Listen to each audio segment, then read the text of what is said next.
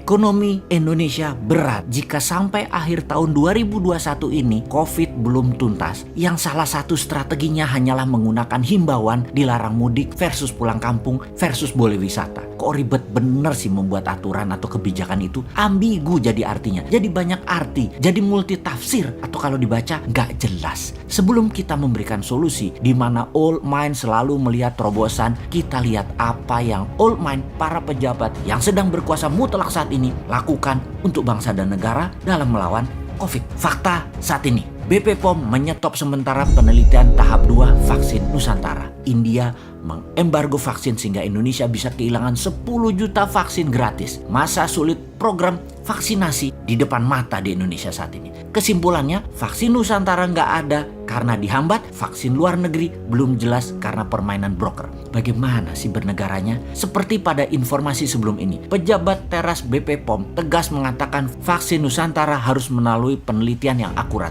Lah, ini aneh bin ajaib pernyataan tersebut dan tindakan pejabat tersebut. BP POM ini bersikap double standar. Kenapa double standar? Sementara vaksin asing dibiarkan masuk bahkan langsung uji klinis tahap 3 hanya berdasarkan surat WHO, sedangkan vaksin Nusantara dihambat proses pengembangannya. Inilah simbol globalis berkuasa, globalis anti tindakan patriotisme kaum nasionalis. Jadi BP POM dimainkan agar memenangkan globalis untuk mematikan produk nasional. Saat ini nasionalis kalah oleh globalis dalam urusan vaksin karena pejabatnya old mind, anti nasionalis dan pro globalis. Aslinya vaksin Nusantara adalah kolaborasi antara Aivita Biomedical dengan penelitian Universitas Diponegoro dan Rumah Sakit Karyadi, adalah proses transfer teknologi dendritic base vaksin. Alih-alih full support perjuangan anak bangsa, petinggi BP POM malah mencibir dan menuding peneliti Indonesia itu cuma nonton doang. Padahal mereka turut melakukan riset secara langsung.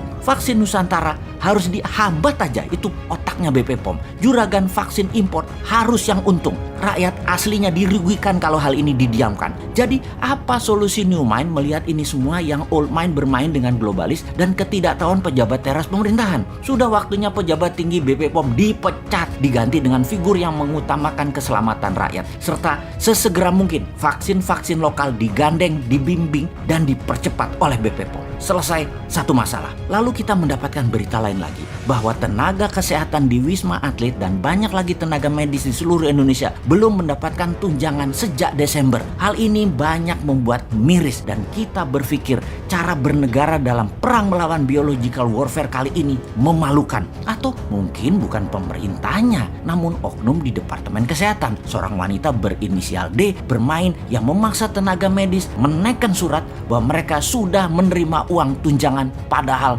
belum. 5 bulan kali 2.000-an tenaga medis dikalikan tunjangan bulanan adalah angka yang tidak besar bagi pemerintah saat ini. Juga kewajiban banyak ke rumah sakit yang belum dibayarkan juga banyak sekali jumlahnya.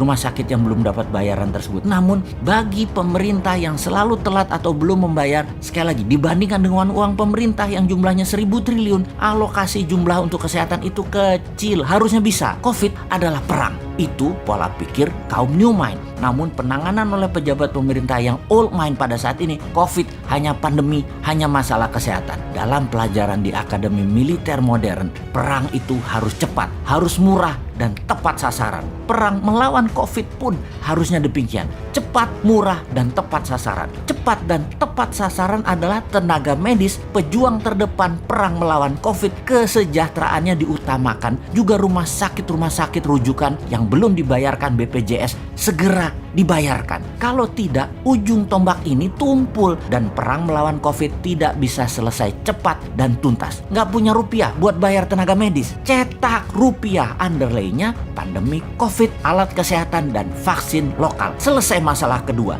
Gitu aja kok repot. Jangan sampai si Sontoloyo ini masuk gorong-gorong nih buat new mind gantiin old mind. Tempe bener sih lu pada.